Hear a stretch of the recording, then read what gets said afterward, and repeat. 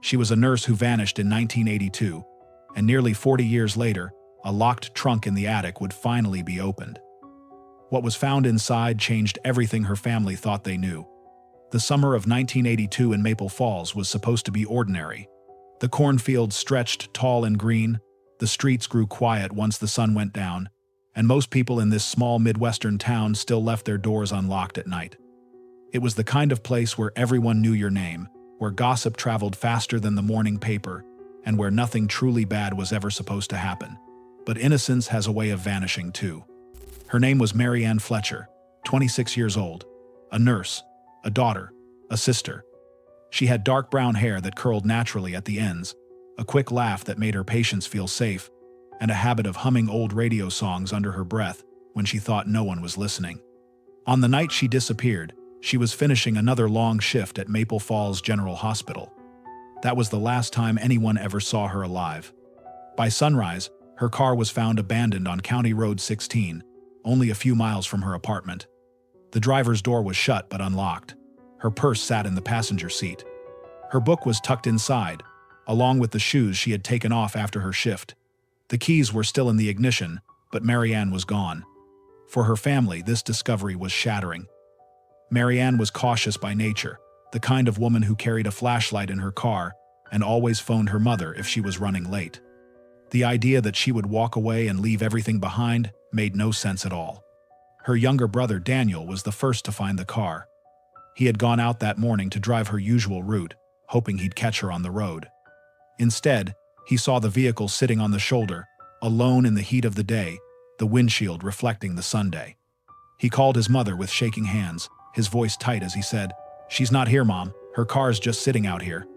When police arrived, they treated it like a missing person case, but not an emergency. Maybe she had gone off with someone. Maybe she needed space. But her family rejected that theory immediately. Her mother, Eileen, told the sheriff flat out, "My daughter doesn't just disappear. Something happened to her." A quick sweep of the area turned up little. Tire tracks in the dirt, a couple of cigarette butts, nothing definitive.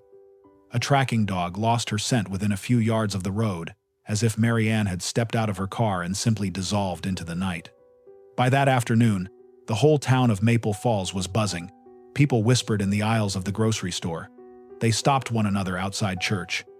They said the same words over and over. "Did you hear about Mary Ann?" Theories spread quickly. Some believed she had been seeing someone in secret, maybe sneaking off into the night. Others pointed to the string of thefts that had been hitting nearby counties, wondering if there was a darker pattern forming. A few muttered about hitchhikers or strangers passing through town. And then there were the strange rumors, talk of cults, even whispers about odd lights in the sky that some swore they had seen that summer. No one could agree on what had happened, but one thing was clear: Mary Ann was gone. The Fletcher farmhouse became a gathering place. Friends, neighbors, extended family all crowded in, bringing casseroles and coffee and offers to help search. The screen door creaked and banged constantly as people came and went. Eileen kept the porch light on all night, every night, staring out the window as if her daughter might pull into the driveway at any moment. Tom, Mary Ann's father, grew quieter by the day, spending hours driving back roads at odd hours, scanning ditches and tree lines with his headlights. Their old hound dog, Chester, wouldn't leave Mary Ann's bed, whining when anyone tried to move him. The house itself seemed trapped in a state of waiting, as though the walls themselves knew something was terribly wrong. Within days, Mary Ann's face was everywhere. Flyers with her picture were taped to store windows, tacked to telephone poles, and passed out at church services. She was smiling in the photo, dressed in her nursing uniform, her eyes kind and steady. Soon, local news crews rolled into town, capturing the desperation of a community clinging to hope. Volunteers searched fields and barns, waded through creeks, and pushed through thick brush along the highways. At night, the air was filled with the sound of cicadas, interrupted only by voices calling her name into the darkness. Every search ended the same way, with nothing. And yet, questions haunted everyone. Why was her car pulled to the side of the road? Why leave her keys behind? Why hadn't she run, or fought, or screamed loud enough for someone to hear? Suspicion began to settle on those around her. The orderly from the hospital who once asked her out and was turned down. The mechanic, known for cruising back roads late at night. Even people whispered about her family, because in the absence of answers, suspicion grows. But no arrests were made. No evidence tied anyone to her disappearance. By autumn, the cornfields had turned golden, and the search had grown quiet. Mary Ann's case, like so many others, began to cool. The last image anyone had of her was simple and haunting. A young nurse stepping out of the hospital into the humid summer night, her bag slung over her shoulder, her smile lingering even as fatigue weighed on her. That memory became both a comfort and a curse to her family. For years, they clung to hope. Maybe she had been taken somewhere far away. Maybe she had lost her memory. Maybe she was alive. But deep down, they feared what the silence truly meant. People in Maple Falls still talk about that summer, about the porch light that never went out at the Fletcher farmhouse, about Tom Fletcher's hollow stare as he drove through the night, about Eileen clutching the telephone as though her daughter might call at any moment. And then, decades later, when almost everyone had given up hope, a discovery was made. A locked trunk was pulled from the attic of the old Fletcher farmhouse. No one in the family even remembered putting it there. No one had touched it in nearly 40 years, and inside that trunk, answers were waiting. But before we open it, before we reveal the truth hidden away for decades, we need to step back and understand who Mary Ann was, the life she built, and the world that was torn apart the night she vanished. Before the world knew her as the nurse who vanished, before her picture was taped to telephone poles and shown on the evening news, Mary Ann Fletcher was just Mary Ann, a young woman trying to find her place in a small Midwestern town where everybody knew everybody else. Maple Falls wasn't big. The kind of town where Main Street had one stoplight, a post office, a diner, and a handful of mom-and-pop shops. Kids rode their bikes until dark, neighbors gathered for Friday night football games, and families sat on their porches drinking sweet tea while the cicadas hummed. People joked that nothing ever happened there until something finally did. Mary Ann had grown up on the edge of town, in the white farmhouse her parents still lived in. From her bedroom window, she could see fields stretching as far as the eye could reach, rows of corn swaying in the wind.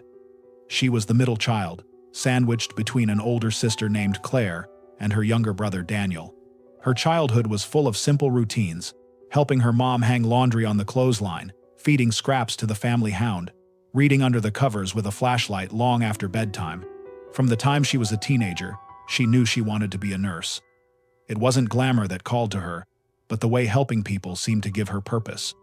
She was steady under pressure, gentle with children, and firm with stubborn patients who didn't want to take their medicine. Her coworkers remembered that she was the one who could make even the most irritable patient smile. Nursing school took her out of Maple Falls for a while, but when she finished, she came back home. Some people said she could have gone on to a bigger hospital in a bigger city, but Mary Ann always answered the same way. These are my people. This is where I'm supposed to be. Her life wasn't glamorous, but it was full. She worked long hours at Maple Falls General, covering night shifts and holidays, often coming home with tired eyes but a quiet satisfaction. On her days off, she liked to drive into town for pie at the diner, a place where the waitresses knew her order by heart, coffee with cream, cherry pie warmed up. She loved secondhand bookstores, where she'd spend hours flipping through paperbacks, often walking out with a stack taller than she could carry. Her apartment was small, a second-floor unit above the hardware store. She kept plants on the windowsill and a calendar on the fridge marked with birthdays and shift schedules. Friends who visited said her place always smelled faintly of coffee and lavender candles. She wasn't married, though she had dated here and there. Some relationships fizzled out, others never got very far. She was close with her sister Claire, who teased her about being too picky. Mary Ann always just shrugged. "I'd rather be alone than with the wrong person," she said more than once. People in town knew her face. They saw her at church on Sundays, her hair neatly brushed, her soft voice singing hymns. They saw her pushing a cart through the grocery store after long shifts, still in her scrubs, tossing apples and cans of soup into her basket. She wasn't flashy, wasn't dramatic. She was the kind of person you might pass every day without realizing how much she meant until she was gone. Her family described her as thoughtful. She never forgot birthdays. She baked cookies for her coworkers. She once drove 3 hours to surprise a sick aunt with homemade soup and a handwritten card. Daniel, her younger brother, remembered how she used to quiz him on spelling words late into the night, even when she had exams of her own to study for. In the summer of 1982, Mary Ann had been working extra shifts. Some said she was saving up for a new car, tired of the old one that always rattled on back roads.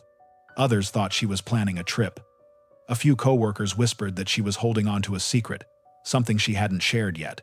Whatever it was, it gave her an extra drive, an extra sparkle in her eyes, though no one knew it would be her last summer. Life in Maple Falls that year was deceptively calm. Ronald Reagan was on the news. Gas was cheap compared to the cities. Kids listened to cassette tapes on boomboxes, and neighbors waved from their porches as they watered gardens or grilled burgers in the fading light. It felt safe, untouched by the dangers people only read about in newspapers. That's part of why her disappearance was such a shock. People like Mary Ann didn't just vanish in Maple Falls. Women didn't walk away from their cars and evaporate into the night. Families didn't sit by the phone waiting for news that never came. But when she did vanish, the image of her life, all those small, ordinary details, became the very things that haunted everyone. Her half-read paperback left in her purse, the calendar on her fridge with the next week's shifts neatly written out, the birthday card she had bought but never got to send, her favorite mug sitting in the sink, waiting to be washed. Those details are what made the loss unbearable, because they proved how much of her life had been left unfinished. In the weeks before her disappearance, Mary Ann had confided to a friend at the hospital that she felt like someone was watching her. At the time, she laughed it off. "Probably just my imagination," she said. But her friend remembered the way Mary Ann glanced over her shoulder when she walked to her car at night. Small-town life can be comforting, but it can also be suffocating. In a place where everyone knows everyone, secrets are hard to keep, and sometimes they hide in plain sight. Looking back, people began to wonder, had Mary Ann known more than she let on? Had someone been following her, waiting for the right moment? Or was it all just coincidence, a shadow of paranoia in a young woman's mind? No one knew then. All they knew was that Mary Ann Fletcher was the kind of person who should have been safe. A nurse in a small town. A daughter who called her mother every day. A sister who teased her brother and sang along with the radio. A woman whose life was rooted in family, faith, and the rhythms of a town where nothing ever happened. But something did happen. Something that would take all of that away. And it began on one humid summer night when Mary Ann stepped out of the hospital, humming softly to herself, carrying her bag with her shoes inside, and drove into the darkness.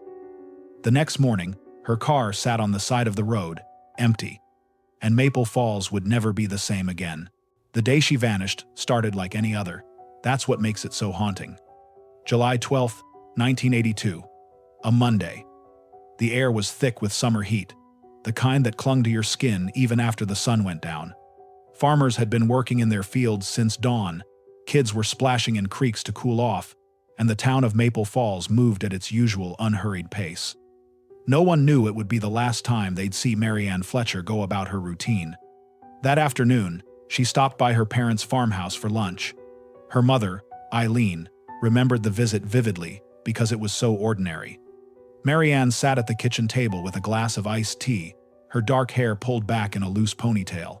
She wore her pale blue scrubs, already ready for her shift. She picked at a slice of cornbread and chatted about nothing in particular, the price of gas, how her tomato plants were finally sprouting, how she was covering another night shift.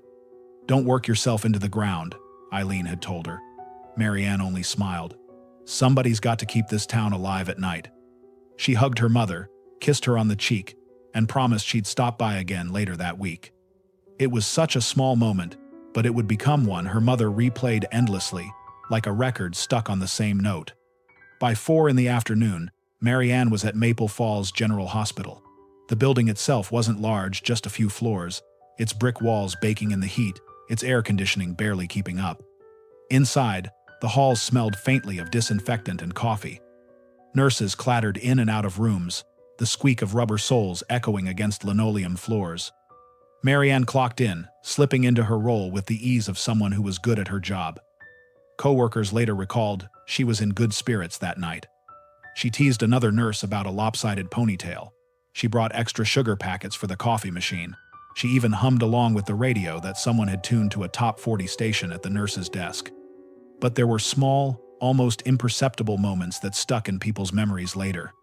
One nurse, Susan, swore she caught Mary Ann looking over her shoulder more than once, like she thought someone was watching her.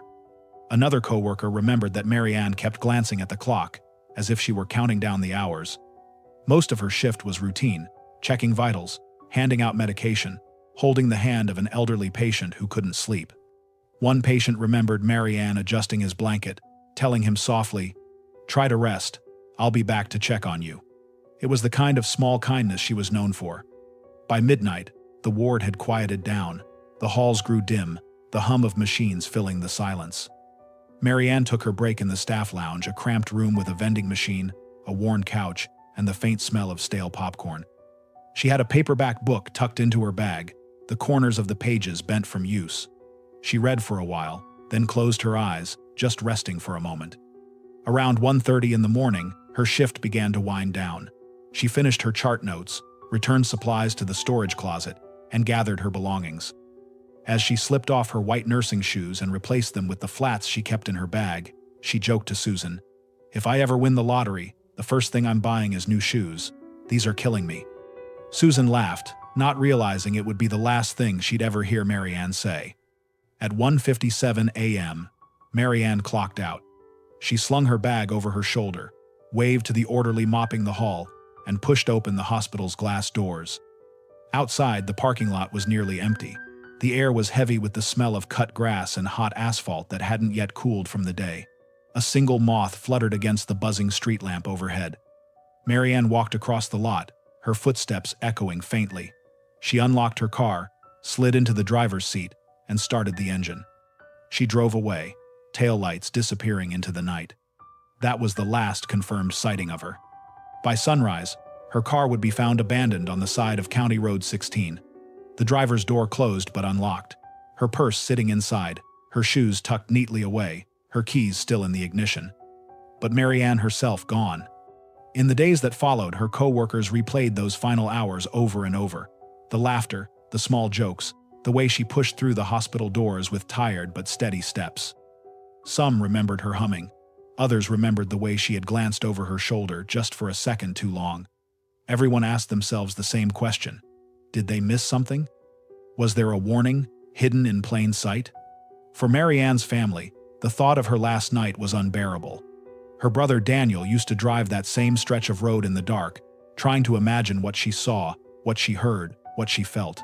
Her mother would sit in the living room with the light on, staring at the clock, thinking of Mary Ann pushing open those hospital doors and stepping into the humid summer air, not knowing it would be the last time.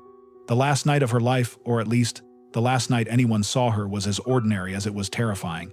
A shift at the hospital, a bag slung over her shoulder, a car ride home. And then, silence. When Mary Ann didn't come home that Tuesday morning, her family knew something was wrong. Her mother, Eileen, expected the sound of the back door opening, the soft shuffle of shoes being kicked off in the mudroom. Mary Ann almost always stopped by the farmhouse after a night shift, just to have coffee with her mom and check in before heading to her apartment. It was their ritual. But that morning, the kitchen was silent. The coffee pot bubbled, the minutes dragged on, and Mary Ann never arrived. By 9 a.m., Eileen was pacing the floor, wringing her hands. She called the hospital, her voice tight. A receptionist confirmed Mary Ann had clocked out just before 2. "She should have been home hours ago," Eileen whispered, her heart pounding. That's when her younger son, Daniel, decided to drive her usual route. He knew it by heart, the straight line of County Road 16 cutting through farmland, the scattered oaks that leaned toward the sky, the occasional farmhouse set back from the road. It was quiet, too quiet, the kind of silence that makes your chest ache. He was the one who spotted her car, parked neatly on the shoulder, angled just slightly toward the ditch, like it had rolled to a stop on its own. The morning sun reflected off the windshield, blinding him as he pulled up. Inside, he saw her purse, the worn strap, the corner of her paperback peeking out, her white nursing shoes stuffed neatly in the bag, and the keys still in the ignition. Daniel's stomach dropped. He ran his hand over the hood. It was still warm. He called his mother from the side of the road, his voice breaking. "She's not here, Mom. Her car's just sitting out here." Within the hour, police had arrived. 2 patrol cars, lights flashing in the daylight, tires crunching over gravel. Officers circled the car, peered through the windows, jotted down notes. One of them tugged on the door handle. It opened easily. Another lifted Mary Ann's purse with gloved hands, as if searching for an explanation inside. But the explanations weren't there. Eileen arrived soon after, her face pale, her hands shaking. She pressed her palm against the car's window, her reflection staring back at her. She whispered her daughter's name like a prayer. The sheriff, a man named Harold Dixon, tried to keep the situation calm. He suggested Mary Ann might have gotten a ride with someone. Maybe her car broke down. Maybe she'd needed to step away. But to Eileen, those words felt like an insult. "My daughter doesn't just walk away," she said firmly. "Something happened to her." Still, the official report listed her as a missing person. Not an abduction, not foul play, just missing. That afternoon, police brought in a bloodhound. They walked the animal in circles around the car, down the ditch, across the gravel shoulder.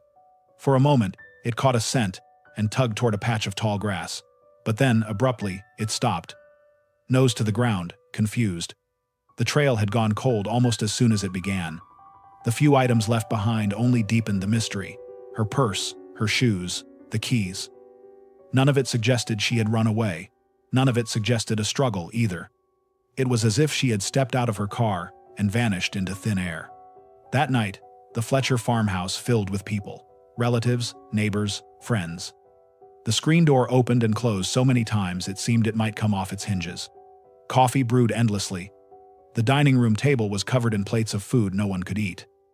People spoke in hushed tones, casting worried glances at Eileen, who sat near the phone with her hands clasped tight. Daniel couldn't sit still. He drove back to the stretch of County Road 16 with a flashlight, combing the ditches, calling his sister's name into the darkness. He walked through cornfields until his legs ached, his voice hoarse. Each time he came back empty-handed, his mother's face fell a little further. The local paper printed her picture the next morning, a grainy black and white photo of Mary Ann in her nurse's uniform, her smile faint but warm. The headline was simple: "Local nurse missing." Flyers were made by the hundreds. Volunteers stapled them to telephone poles, taped them in store windows, handed them out to strangers at gas stations. The town of Maple Falls, so small and quiet, suddenly felt charged with unease. Parents held their children closer. Women who used to walk alone at night started locking their doors. By the second day, search parties were organized. Dozens of volunteers trudged through fields, poked around barns, and waded into streams. Farmers opened their land, guiding searchers through pastures and wooded patches. The sheriff's office set up a small command post at the edge of town, though resources were thin. At night, the air buzzed with cicadas and the sound of footsteps crunching through dry grass. Flashlights cut across the fields. Every so often, someone would shout her name, "Mary Ann," and each time the silence answered back, heavier than before. Theories began swirling. Some said maybe she had a secret boyfriend, someone who picked her up from the road. Others believed a stranger had been passing through, a drifter, a hitchhiker, a predator looking for the right opportunity. A few even whispered about something stranger, darker, something no one could quite put into words. But through all of it, her family clung to one truth: Mary Ann would never have left on her own. By the end of the second night, exhaustion had set in. Eileen sat on the porch, the light above the door glowing against the darkness. She refused to turn it off, saying softly, "She's going to come home, and she needs to see the light." Tom Fletcher, her husband, stood in the yard staring at the horizon.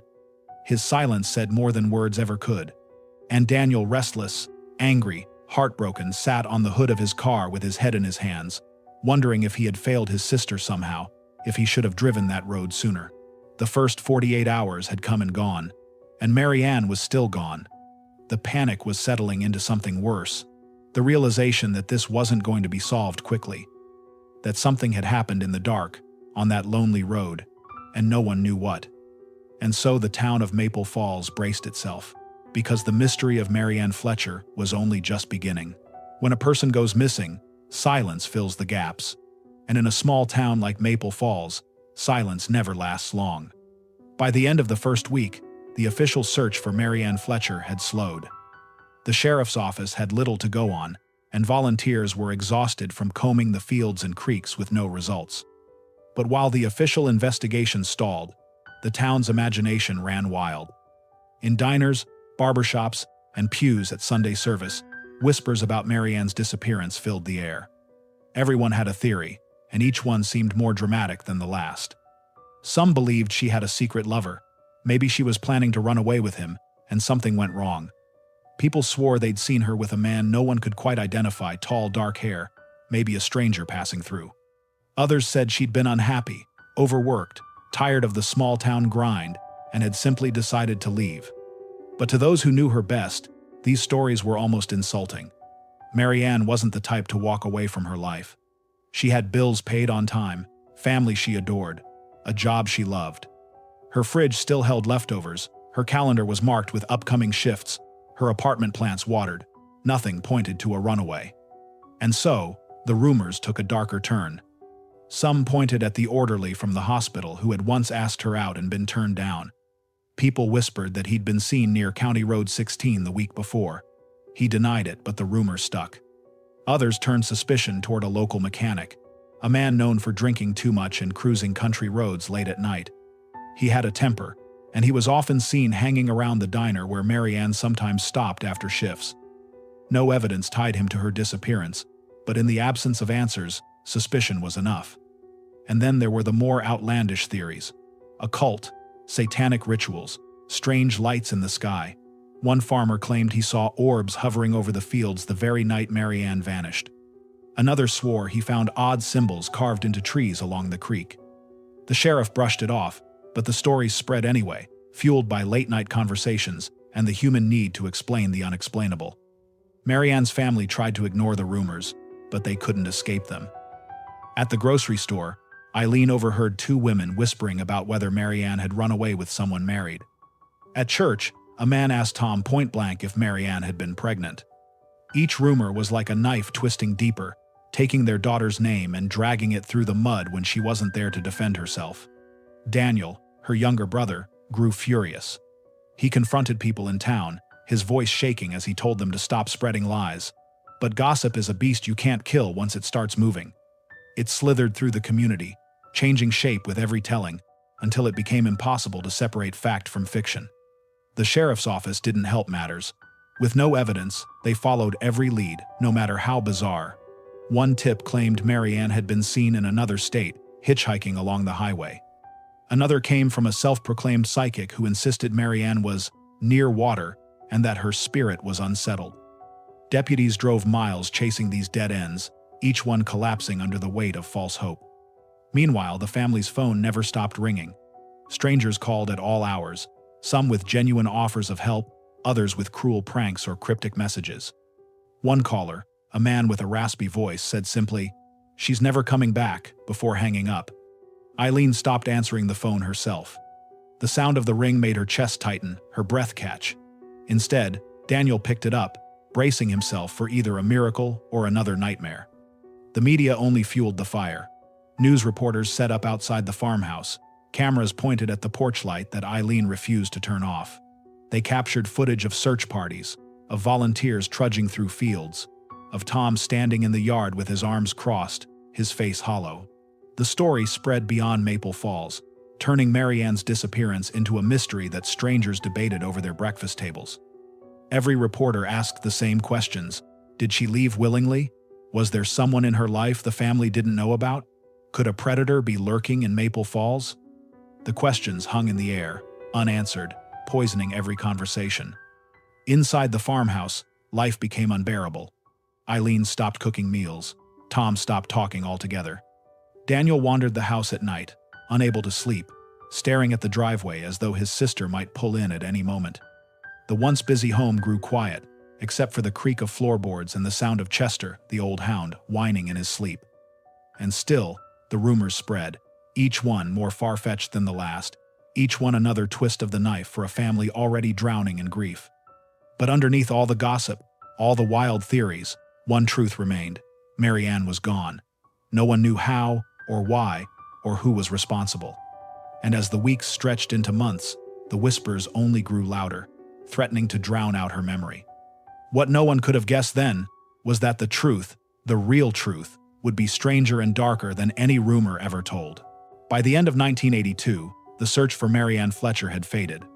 The flyers, once fresh and bright on store windows and telephone poles, had curled at the edges, weather-stained and forgotten. The nightly news, which had run her face every evening for weeks, moved on to other stories, and Maple Falls, a town that had been shaken to its core, slipped back into its routine. But for her family, time didn't move forward. It stood still. The farmhouse that once brimmed with life became a place of waiting. Eileen kept the porch light burning, month after month, a beacon against the darkness. She dusted Marianne's room every week, smoothing the quilt on her bed, setting fresh flowers on the nightstand. It was as though she expected her daughter to walk through the door at any moment, tired from a long shift, ready to collapse into her bed. Tom, her father, turned inward. He no longer joked at the dinner table. He no longer played cards with neighbors or lingered at the feed store to swap stories. Instead, he drove the back roads at odd hours, retracing the same path his daughter had taken that night. He'd pull over on County Road 16, sit in the cab of his truck, and stare at the spot where her car had been found. Sometimes he'd get out, walk the ditch, his flashlight beam trembling in the weeds. But he never found anything new. Daniel, the youngest, struggled the most.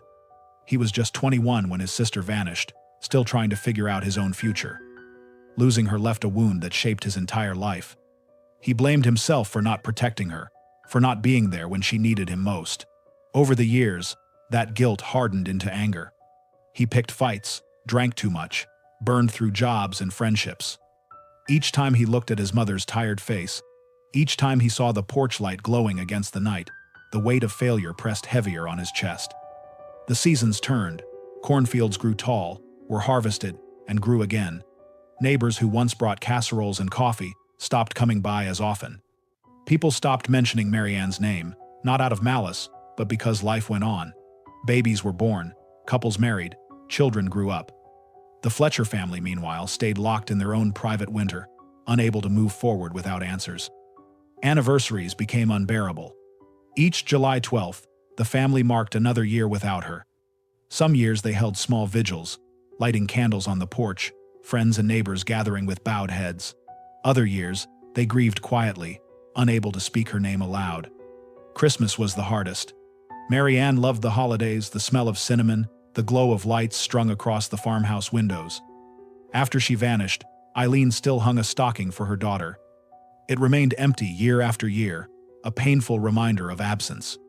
For the sheriff's office, the case grew colder with each passing month. Deputies rotated, evidence was boxed and shelved, tips dried up. By the early 90s, Marianne's file was little more than dust-covered folders, faded photographs, and unanswered questions. But the family never stopped searching. Tom wrote letters to newspapers, begging them to revisit the case. Eileen prayed every night, clutching her rosary until her knuckles turned white. Daniel called tip lines, followed up on rumors, even visited psychics when desperation grew unbearable. Each time hope flickered, it was quickly snuffed out. One psychic told Daniel that Marianne was near water. He spent weeks driving to lakes, rivers, and ponds, scanning the shorelines. Another insisted she had been taken far away, and Daniel drove across state lines, eyes scanning highways for a face that never appeared. Each dead end chipped away at him, but he couldn't stop. The years stretched into decades. Tom's hair turned gray, his shoulders stooped, but still, he drove the same roads. Still, he searched the same fields. Eileen aged faster, grief carving deep lines into her face. Neighbors said she looked like she carried the weight of 2 lifetimes. By the 2010s, Marianne's disappearance was little more than a memory in Maple Falls. New families had moved into town, new children filled the classrooms, and her name was no longer spoken in casual conversation. For many, she had become a ghost story, a whisper from the past. But for her family, she was never forgotten. Eileen still set a place for her daughter at Thanksgiving. Tom still kept a box of Marianne's belongings under his bed, her high school yearbook, letters she had written from nursing school, the photograph of her in her uniform, smiling shyly at the camera. Daniel, now middle-aged, still felt the wound like it had happened yesterday.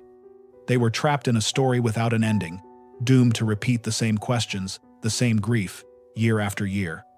And then, nearly 40 years later, in the same farmhouse where Marianne had grown up, where her mother had kept her room untouched, where her father had carried his silence, a discovery was made.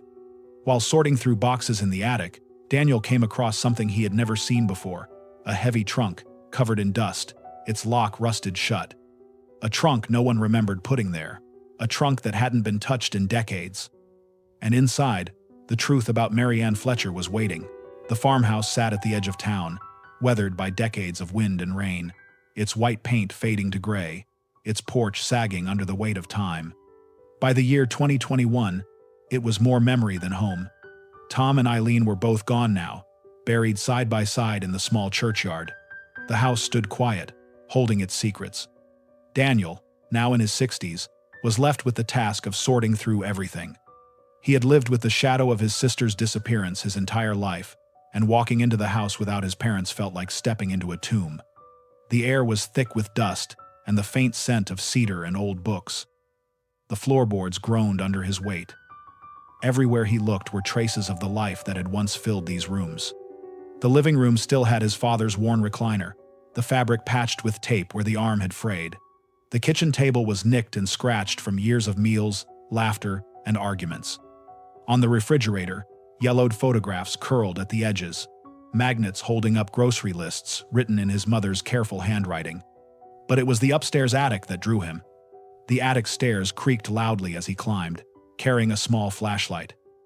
The air grew hotter, heavier, filled with the smell of dust and old wood.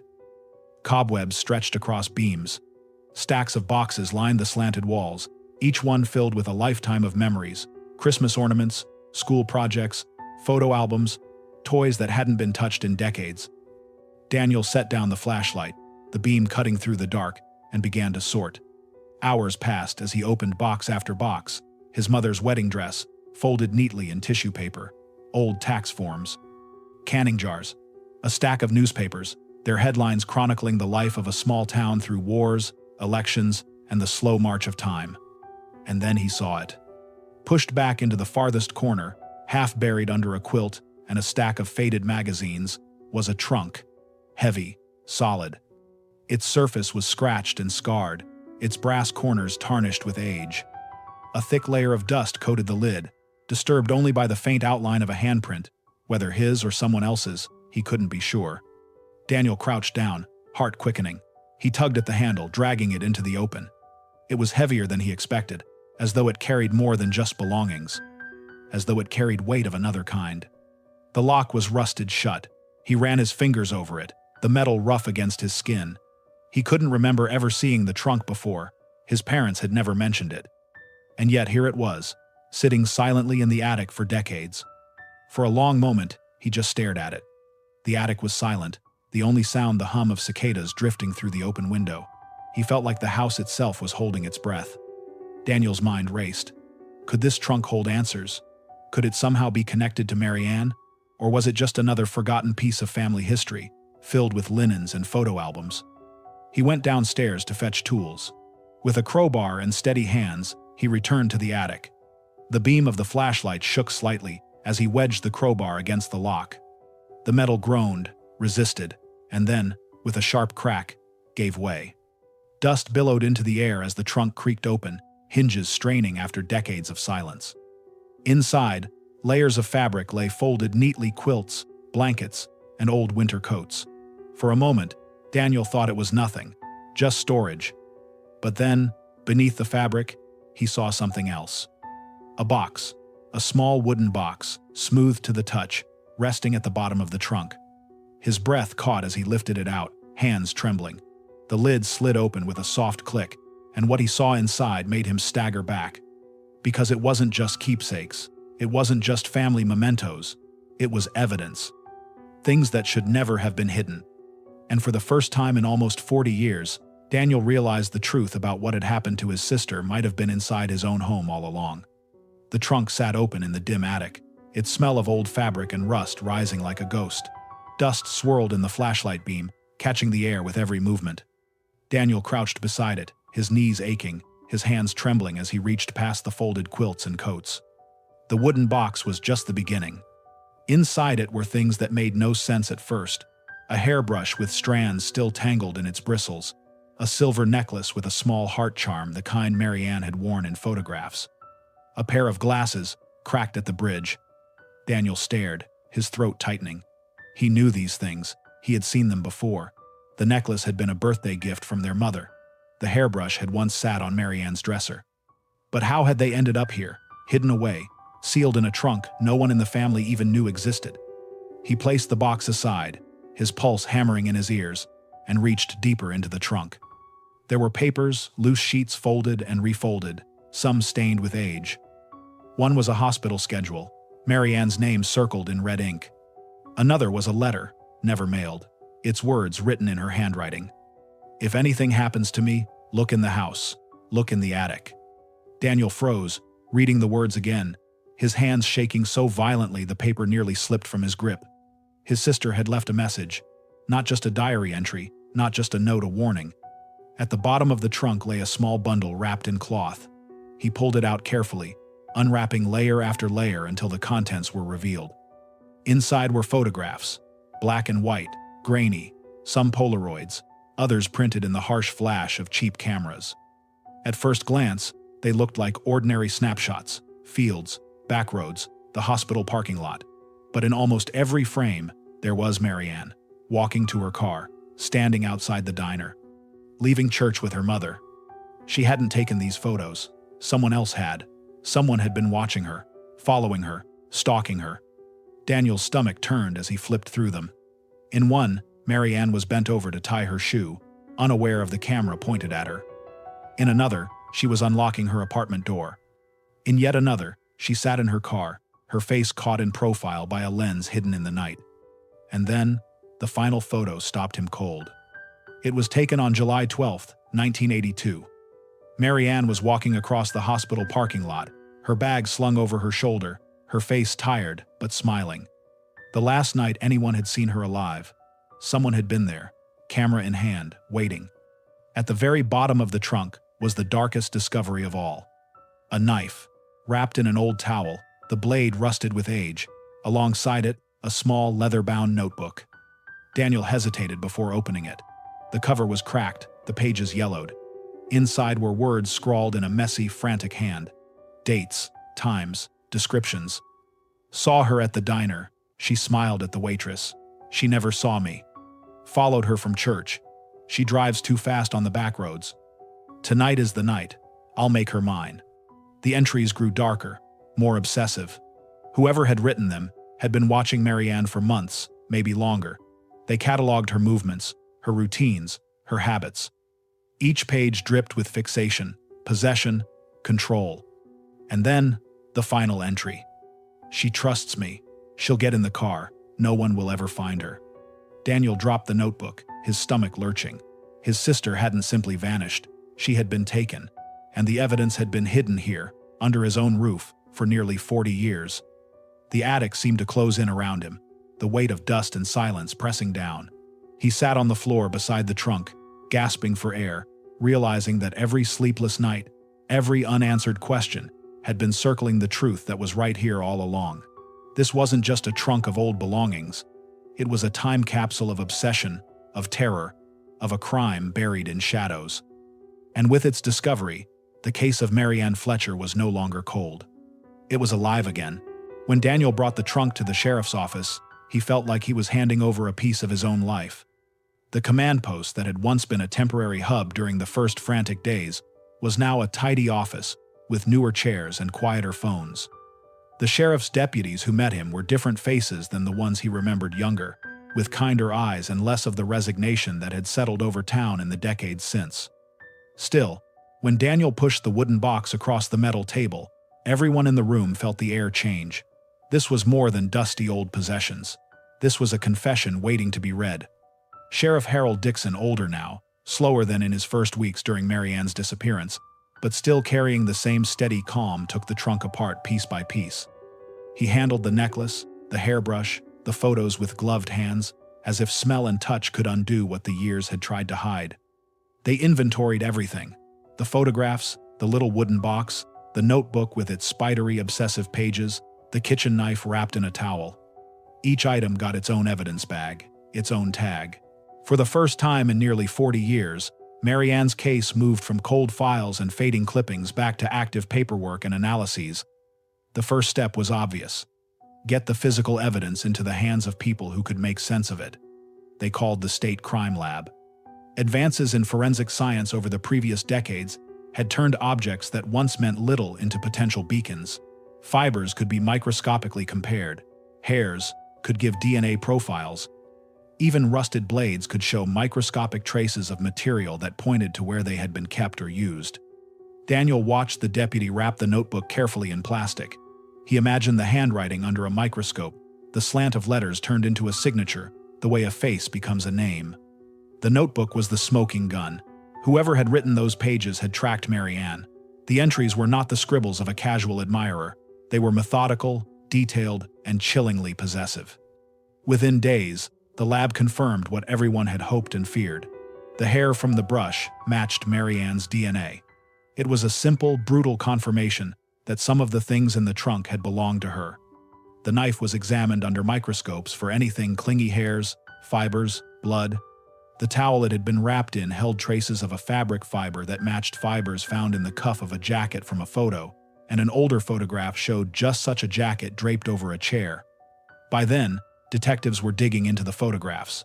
That's where the breakthrough came. A partial license plate, glimpsed in the reflection of a diner window in one of the Polaroids.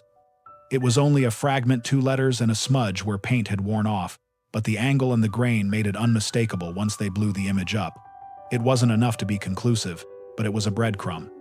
Detectives cross-referenced car registrations from around the time of the disappearance. They pulled local repair shop records from decades ago, interviewed people who had worked in the photo lab that had developed film for towns nearby. Someone remembered that in the summer of Mary Ann's disappearance, a man had come in to develop several rolls, insisting the photos be done in a hurry. He had been bug-eyed, nervous, someone who avoided eye contact. He wore a jacket with that same oddly frayed cuff. In small towns, people remember small things. Names get wrapped around memories like thread. A former employee of the photo shop pointed them toward a mechanic who used to come in for film, a man who had left town not long after Mary Ann vanished. The mechanic's name was Ray Mitchell. He had worked out of a one-bay garage on the edge of a neighboring county, known for doing odd jobs late into the evening. He drank at the diner, he repaired tractors, he liked to park his truck out near the highway and watch traffic roll by. Some remembered he paid a little too much attention to young women who passed through town. None of those memories were a conviction, but they were a map to follow. They found Ray's trail in the archive of the county courthouse, a few old drive-off complaints at the garage, a domestic dispute complaint decades ago, a trespassing warning. He had drifted, according to records, moving through small towns like a shadow. In postmark-stamped letters and phone logs, there were snippets of his life, nothing that screamed criminal, just a pattern of instability and obsession. Detectives drove out to the places he'd lived, the bars he'd drunk in, the back roads where he was seen cruising. They knocked on doors where he'd once boarded with elderly couples. A few people remembered him fondly, a good hand with engines, easy to laugh, while others remembered him with worry. He had been the subject of a whisper about being odd and of a complaint about a man who'd once followed a waitress home from the diner, but the file had never progressed into anything substantial. That was the danger of living in a small town. There were always stories that never became evidence. Then an old neighbor, a woman named Ruth who had been in her 70s and had known Ray when she was young, stepped forward with something no one expected. In her attic, she had kept a cigarette tin from the early 1980s, full of photographs she thought were harmless. She remembered Ray bringing over photos that he said were of a girl I like. She handed them to the detective with hands that trembled and eyes that had seen too much. Among them were more Polaroids of Mary Ann, some taken at angles that suggested a hiding place behind a trash bin in the shrub line outside the diner, leaning from the hospital's shadow. Ruth also remembered a distinctive mark on the inside of Ray's left forearm, a faded tattoo that looked like a small star. In the right light, the same mark was visible in one of Ray's old yearbook pictures. The detail was small but useful. Investigators cross-checked Ray Mitchell's photograph with the handwriting in the notebook. Graphologists, handwriting analysts noted similarities, certain loops, a tendency to double pen certain downstrokes, the same way of dotting his I's slightly to the right. Graphology is not absolute, but it is a tool, and investigators were stacking tools together now. Detectives also found 2 more worrying things in the trunk that suggested the crime had been prepared for, not opportunistic. A roll of cheap film, mostly undeveloped, and a restaurant receipt dated the same week Mary Ann vanished. The receipt showed a time and a table number. The server remembered running an order to a man who had sat in the corner and left before finishing his coffee. The description fit Ray: the nocturnal habit, the avoidance of small talk, the nervous glances. Everything that had once been scattered, quiet, and dusty began to line up into a shape. The notebook's handwriting, the photographs, the partial plate, the tattoo recall, anecdotal memories, they pointed to someone who had watched Marianne, documented her, and then, when the moment came, expected she would be alone. But investigators wanted more than suspicion. They needed evidence that would hold up in court. They needed a living connection between Ray and the act of disappearing. So they widened the net. They looked at Ray's vehicles. Did any of them have rust marks that matched the knife's composition? They asked neighbors about behavior that might indicate a man planning something dark. They pulled old telephone listings, queried long-forgotten phone booths, and checked for any sudden disappearances of people Ray might have known.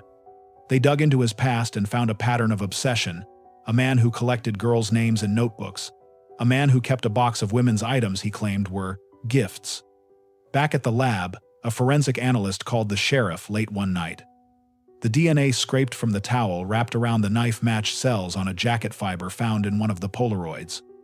It was a small, technical confirmation, but these technical confirmations were the key to constructing a case strong enough to move a jury.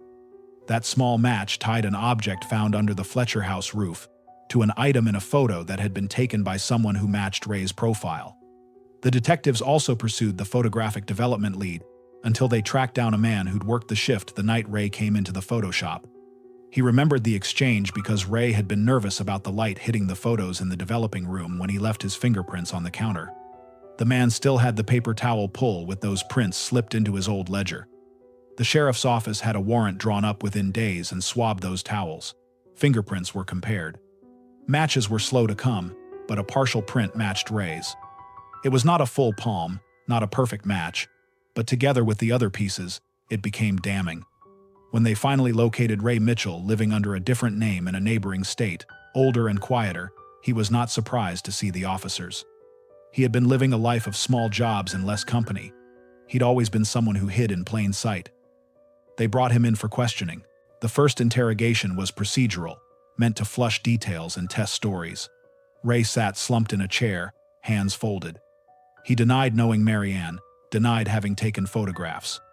For a while, he stuck to his story like a man bravely denying a storm, but under careful questioning, inconsistencies surfaced. He hesitated when asked about the tattoo. At first, he said it was not his, then he admitted to having had a small mark when younger. When detectives described the jacket with the frayed cuff, Ray's fingers twitched. When shown copies of the photographs, his eyes flicked to the Polaroid of Marianne in the parking lot. He said nothing, and the silence spoke. More evidence surfaced. Neighbors in that neighboring state recalled a man fitting his description who had parked his truck on back roads and taken photographs of young women walking near stores. A childhood acquaintance remembered him once speaking too fondly of collecting things that weren't his to take. These memories, scattered and small, were now threaded together by the trunk's contents. But perhaps the most damning piece of all was a single, yellowed, folded scrap of paper tucked into the back of the notebook. It was a receipt from a store where Ray had once bought a roll of film and a cheap pocket knife. The dates matched, bearing down on the week Marianne disappeared. The receipt was the fingerprint of a mundane life that suddenly aligned with the extraordinary crime.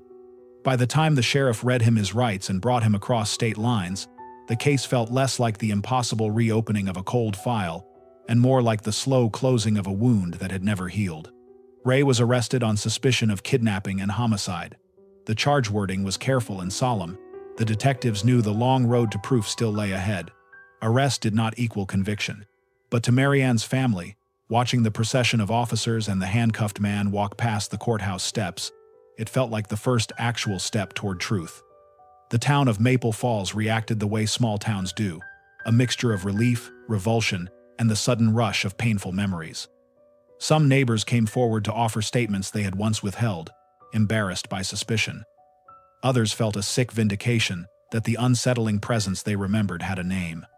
At the Fletcher farmhouse, Daniel sat on the porch with the trunk's photographic evidence spread across his knees, the images of his sister staring back at him as if reproaching the years lost. But investigations never move in neat lines. There were unanswered questions. Did Ray act alone? Had others known or helped and stayed silent? Why had the trunk been hidden in the Fletcher attic at all? Who had placed it there, and when? And the most brutal question of all, if Marianne's killer had been so close, why hadn't anyone connected the dots sooner?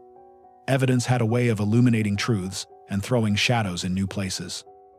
As the detectives prepared the case for prosecutors, they were careful, methodical.